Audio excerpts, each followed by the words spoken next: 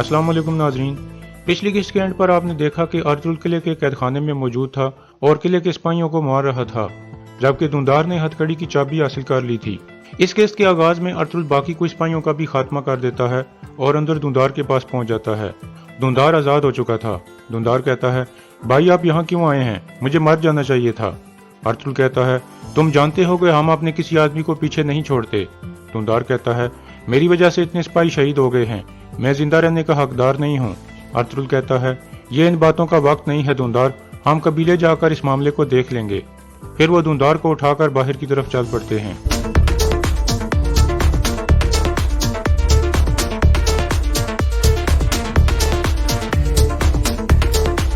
बाहर सहन में आलियार और अर्तुल के सिपाही किले के बाकी सिपाहियों को भी मुसलसल मारने में मसरूफ थे। कुछ देर की लड़ाई के बाद वो तमाम सिपाहियों को खत्म कर देते हैं। अंदर अर्तुल और उसके साथी दुंदार को लेकर आगे बढ़ रहे थे कि इतने में पीछे से कुछ सिपाही आ जाते हैं।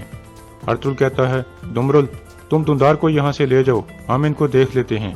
इसके बाद अर्तुल और तुर्गत दोनों मिलकर उन सिपाहियों से लड़ने लगते हैं।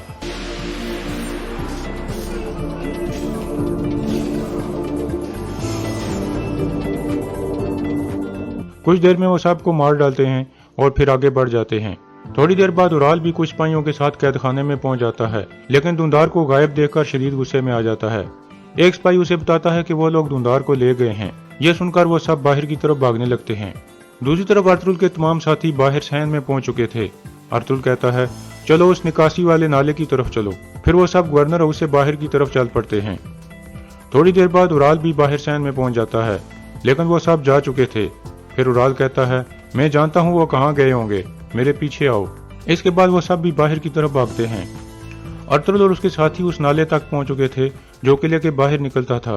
फिर वो सब बारी बारी उस नाले में दाखिल होने लगते हैं। तुर्गत अर्तुल को कहता है, अल्लाह करे कि बमसी हेलेना को बाहिफाजत वहां से निकाल ले, फिर हम वसूलियस को किले में जिंदा दफन कर देंगे। अर्तुल कहता है, जब मैं अगली दफा यहाँ आऊंगा तो अपना झंडा लहरा दूंगा और वसूलियस की लाश को किले की दीवारों के साथ लटका दूंगा। इतने में वसूलियस के कुछ सिपाही वहां आ जाते हैं।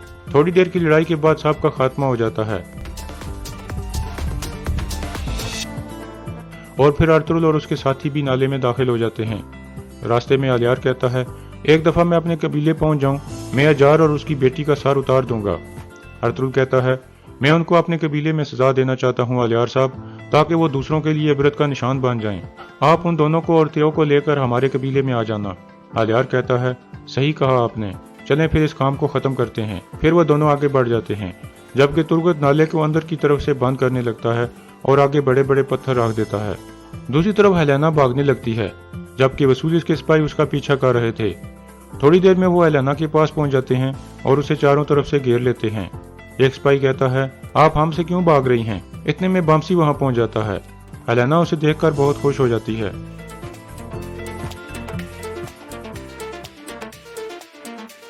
वसूलियस के सिपाही हेलेना को पीछे करके बमसी पर हमला कर देते हैं।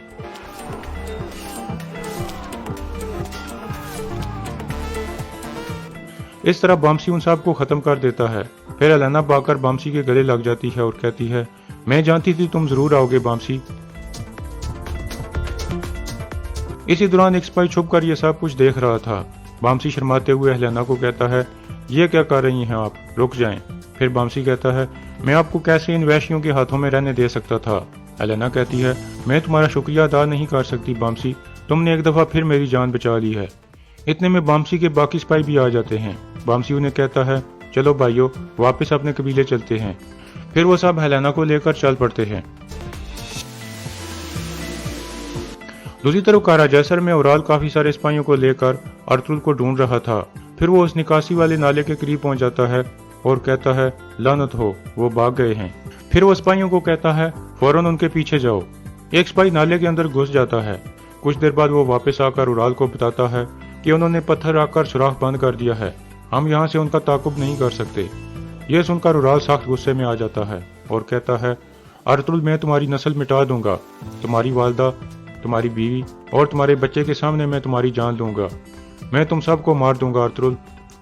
काई कबीले में आयमा खातून मरकजी खेमे के बाहर बैठकर अपने बेटों का इंतजार कर रही थीं और अल्लाह से दुआ मांगती हैं, या अल्लाह मेरे बच्चों के लिए काम आसान कर दे और उन्हें सही सलामत यहाँ पहुँचा दे।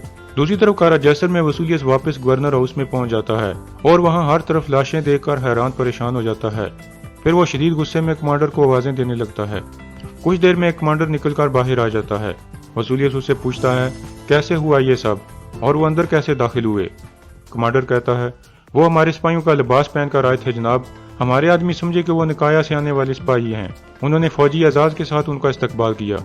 वसूलियत कहता है वाह, ये वो किला है जो अपने दुश्मनों को गले लगाता है और अपने दुश्मनों को पहचानता ही नहीं।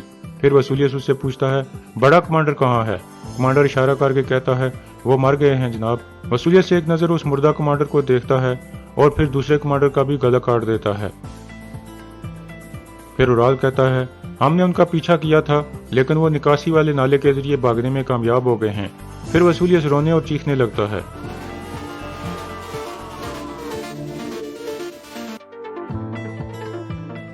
कायल कबीले में बामसी वापस पहुंच चुका था और हाइमा खातून के पास जाकर कहता है हाइमा वालदा, मैं आपके लिए एक मेहमान लाया हूँ। फिर वो एलेना को अंदर बुलाता है। एलेना अंदर दाखिल होते हुए कहती है क्या आप इस गैर मुतवक्को मुसाफिर को कबूल करेंगी हाइमा वालदा। हाइमा खातून कहती हैं खुश आमदीद बेटी। एलेना उनका हाथ चूमती है। फिर हाइमा खातून उसे गले लगा लेती हैं और कहती हैं तुम्हें यहाँ देखकर मुझे बहुत खुशी हुई बेटी। अब तुम हमारे खानदान का एक हिस्सा हो। अगर तुम चाहो तो यह तुम्हारा मुस्तकिल घर बन सकता है। एलेना कहती है मेरा आप लोगों के बगैर कोई नहीं बचा हाइमा वालदा। अब ये कबीला मेरा घर है। यह सुनकर हाइमा खातून मुस्कुराने लगती हैं। कारा जैसर में वसूलियत सख्त गुस्से में अपनी कुर्सी पर बैठा हुआ था। चोलपन पूछती है वसूलियत, मेरी कजन हेलेना कहाँ है। वसूलियत कहता है मैंने अपने सिपाही भेजे हैं, वो जल्द यहाँ पहुँच जाएगी। इतने में वसूलियत का कमांडर एक सिपाही को लेकर अंदर दाखिल होता है और कहता है जनाब ये सिपाही आपको कुछ बताना चाहता है। फिर वो सिपाही कहता है तुर्कों ने हमारे ऊपर हमला कर दिया था जनाब। वो हेलेना को ले गए हैं, बल्कि हेलेना खुद अपनी मर्जी से उनके साथ गई है। ये सुनकर वसूलियत और ज्यादा गुस्से में आ जाता है, जबकि चोलपन उराल की तरफ देखकर मुस्कुराने लगती है। फिर वो सिपाही कहता है मेरे अलावा सब मर गए हैं जनाब, मैं फौरन आपको बताने के लिए यहाँ आ गया। वसूलियत खड़ा हो जाता है। सिपाही कहता है खुदा के लिए मुझे मत मारें। वसूलियत अपनी तलवार गिरा देता है और उस सिपाही को पकड़कर कहता है तो गद्दार तुम थे, शुरू से तुम हमारे साथ गद्दारी कर रहे थे। फिर वसूलियत उसका गला दबाकर मार देता है और फिर नीचे लेटकर रोने लगता है।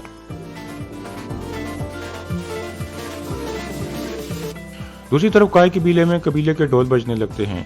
अर्तुरुल और उसके साथी वापस पहुंच चुके थे। कबीले के लोग अर्तुरुल साहब जिंदाबाद के नारे लगाने लगते हैं।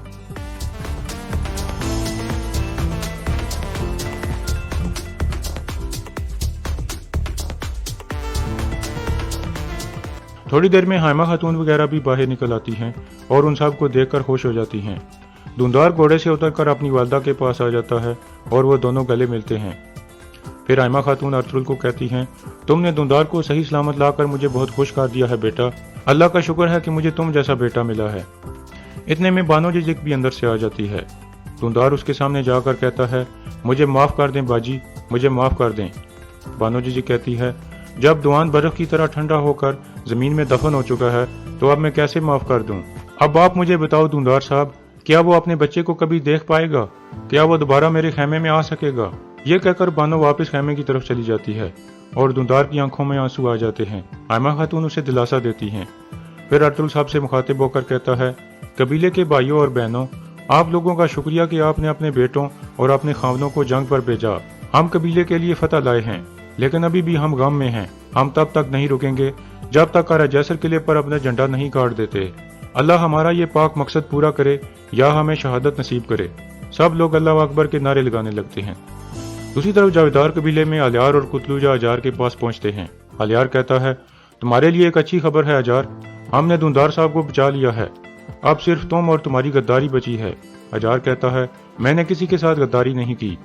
अलियार कहता है तुम्हारी बेटी एतराफ कर चुकी है, उसने हमें सब कुछ बता दिया है कि कैसे तुम दोनों ने मिलकर ये खेल खेला और कैसे तुमने फौरन उराल तक खबर पहुंचाई। अजार कहता है ये झूठ है, गुनेली ने तशद्दुद से बचने के लिए ऐसा किया है। तुम जालिम इंसान हो अलियार। अलियार कहता है कल तुम मर जाओगे अजार। फिर अलियार कुतलूजा को इशारा करता है। कुतलूजा अजार को मुक्का मारकर बेहोश कर देता है और फिर अलियार बाहर निकल जाता है। काय कबीले में हाइमा खातून धुंधार के जख्मों पर मरहम लगा रही थीं और कहती हैं मेरे दोनों बेटे सही सलामत हैं, अब मैं सुकून से मर सकती हूँ। फिर वो धुंधार को कहती हैं उन्होंने कितना तशद्दुद किया है तुम्हारे ऊपर बेटा। धुंधार कहता है, मैं इसका हकदार था वालदा, मैंने गलती की थी, मेरी वजह से दुआन चला गया है। मैं अपनी गलती की तलाफी नहीं कर सकता, मैंने अपने भाई और भाभी की बात भी नहीं सुनी। इतने में बामसी हेलेना को लेकर वहां पहुंच जाता है। अर्तुल कहता है, खुश आमदीद हेलेना, आपको देखकर खुशी हुई। हेलेना कहती है, आपने मेरे लिए जो किया इसके लिए मैं आपकी बहुत शुक्रगुजार हूँ अर्तुल साहब। अर्तुल कहता है, आप हमारी अमानत थी हेलेना, हम आपको किसी ऐसे शख्स से शादी नहीं करने दे सकते थे जिससे आप नफरत करती हों। अब आप हमें बताएं, आप जहां जाना चाहो हम आपको ले जा सकते हैं। हेलेना कहती है, यह कबीला मुझे अपने घर जैसा महसूस हो रहा है, अगर आप इजाजत दें तो मैं यहीं रहना चाहती हूँ। अर्तुल मुस्कुराते हुए खड़ा हो जाता है और कहता है, अगर आप यही चाहती हैं तो आपसे ये आपका कबीला है और आपका घर है, आपसे आप मेरी बहन हो, मेरी वालदा आपकी वालदा हैं और हलीमा को अपनी बहन समझो। फिर अर्तुल बामसी की तरफ देखकर मुस्कुराता है और यहाँ इस किस्त का इख्तिताम हो जाता है।